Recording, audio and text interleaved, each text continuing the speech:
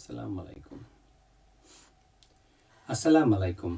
বাংলাদেশ বেতার সিলেট সংবাদ পড়ছি প্রসেনজিৎ বিশ্বাস। প্রধানমন্ত্রী তারেক রহমানের নির্বাচনী প্রতিশ্রুতি অনুযায়ী কৃষক কার্ড প্রদান নিয়ে মৌলভীবাজারের কৃষকরা নতুন স্বপ্ন দেখছেন। এই কার্ডের আওতায় কৃষক পরিবারগুলো পাবেন ভর্তুকি, ঋণ, ন্যায্য মূল্যে কৃষি উপকরণ, সেচ সুবিধা সহ মোট 10 ধরনের সুবিধা। এর ফলে কৃষিজাত পণ্যের উৎপাদন বৃদ্ধি সহ দেশে খাদ্য স্বয়ংসম্পূর্ণতা অর্জনের পাশাপাশি বিদেশে রপ্তানির দ্বারও উন্মোচিত হবে, এমনটাই প্রত্যাশা করছেন সংশ্লিষ্টরা। পাইলট প্রকল্পের আওতায় দেশের 10টি উপজেলার মধ্যে মৌলভীবাজারের জুড়ি উপজেলা অন্তর্ভুক্ত রয়েছে। জেলা প্রশাসক তৌহিদুজ্জামান পাভেল জানান, ইতিমধ্যে জুড়িসহ জেলার সকল কৃষকের তথ্য উপাত্ত সংগ্রহের কাজ শেষ হয়েছে। এখন চলছে পুনঃনিরীক্ষণের কাজ। কৃষকের আয়, জমির মালিকানা ও আর্থিক অবস্থা বিবেচনায় তাদেরকে 5টি শ্রেণীতে অন্তর্ভুক্ত করা হয়েছে। আগামী 1 বৈশাখ মাননীয় প্রধানমন্ত্রী আনুষ্ঠানিকভাবে এই কার্ডের উদ্বোধন করবেন। সুনামগঞ্জে অনুষ্ঠিত হয়েছে সমন্বিত গুচ্ছভুক্ত 20টি সাধারণ এবং বিজ্ঞান ও প্রযুক্তি বিশ্ববিদ্যালয়ের ভর্তি পরীক্ষা। প্রথম ধাপের পরীক্ষা গতকাল অনুষ্ঠিত হয়েছে। সুনামগঞ্জ জেলার শান্তিগঞ্জস্থ সুনামগঞ্জ টেক্সটাইল ইনস্টিটিউট কেন্দ্রে সকাল 11টায় পরীক্ষা শুরু হয়ে চলে বেলা 12টা পর্যন্ত। এই কেন্দ্রে 249 জন পরীক্ষার্থীদের অংশগ্রহণের কথা থাকলেও উপস্থিত ছিলেন 149 জন, যা মোট পরীক্ষার্থীর 59.83%। পরীক্ষা সুষ্ঠুভাবে সম্পন্ন করতে বিশ্ববিদ্যালয় প্রশাসনের পক্ষ থেকে নেওয়া হয় ব্যাপক প্রস্তুতি। পরীক্ষায় অংশ নিয়ে সন্তোষ প্রকাশ করেছেন পরীক্ষার্থীরা। ভালো ফলাফলের প্রত্যাশাও ব্যক্ত করেন তারা। সুনামগঞ্জ বিজ্ঞান ও প্রযুক্তি বিশ্ববিদ্যালয়ের প্রক্টর অধ্যাপক ডক্টর শেখ আব্দুল লতিফ জানান, নির্ধারিত 249 জনের মধ্যে 149 জন পরীক্ষায় অংশগ্রহণ করেন এবং অনুপস্থিত ছিলেন 100 জন। পুরো পরীক্ষা শান্তিপূর্ণভাবে সম্পন্ন হয়েছে। তিনি আরও জানান, আগামী 3রা ও 10ই এপ্রিল যথাক্রমে বি মানবিক ও এ বিজ্ঞান ইউনিটের পরীক্ষা অনুষ্ঠিত হবে। বি ইউনিটে 1065 জন এবং এ ইউনিটে 3685 জন পরীক্ষার্থীদের অংশগ্রহণের কথা রয়েছে।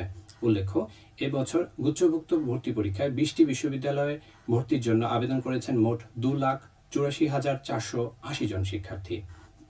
এর মধ্যে এ বিজ্ঞান ইউনিটে 1,66,162 জন, বি মানবিক ইউনিটে 93,102 জন এবং সি ব্যবসায় শিক্ষা প্রতিষ্ঠানে 25,216 জন আবেদন করেছেন। সিলেট সহ দেশের সব পেট্রোল পাম্পে নজরদারি ও তদারকি জোরদার করতে ট্যাগ অফিসার নিয়োগের সিদ্ধান্ত নিয়েছে জ্বালানি ও খনিজ সম্পদ বিভাগ। আজ এক বিজ্ঞপ্তিতে বিষয়টি জানায় বিদ্যুৎ, জ্বালানি ও খনিজ সম্পদ মন্ত্রণালয়। বিজ্ঞপ্তিতে বলা হয়, বৈশ্বিক প্রেক্ষাপটে জ্বালানি ব্যবস্থাপনা কার্যক্রম আরও কার্যকরভাবে তদারকি ও সমন্বয়ের লক্ষ্যে 27 মার্চ অনুষ্ঠিত এক অনলাইন সভায় এই সিদ্ধান্ত নেওয়া হয়। সভায় সভাপতিত্ব করেন জ্বালানি ও খনিজ সম্পদ বিভাগের সচিব মোহাম্মদ সাইফুল ইসলাম। সিদ্ধান্ত অনুযায়ী সিলেট সহ দেশের প্রতিটি পেট্রোল পাম্পে একজন করে ট্যাগ অফিসার নিয়োগ করা হবে। এসব কর্মকর্তা নিয়মিতভাবে জ্বালানি সরবরাহ ও ব্যবস্থাপনা পর্যবেক্ষণ করবেন।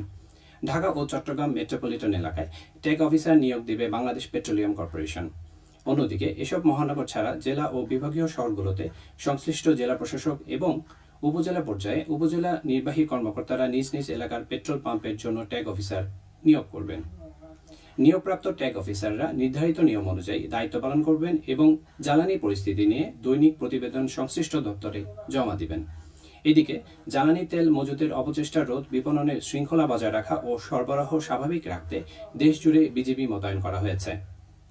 আজ বিজিবির সদর দপ্তরের জনসংযোগ কর্মকর্তা মোহাম্মদ শরীফুল ইসলাম এ তথ্য জানান। সীমান্তে টহল, চেকপোস্ট ও তল্লাশি কার্যক্রম বাড়িয়ে জ্বালানি পাচার রোধে কঠোর নজরদারি চালানো হচ্ছে।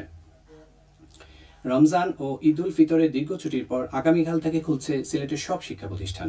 শিক্ষা মন্ত্রণালয়ের নির্ধারিত ছুটির তালিকা অনুযায়ী রমজান, ঈদ উল ফিতর ও গ্রীষ্মকালীন ছুটি একত্রে সমন্বয় করে প্রায় 1 মাসের বেশি সময় পাঠদানে বিরত ছিল এসব শিক্ষা প্রতিষ্ঠান।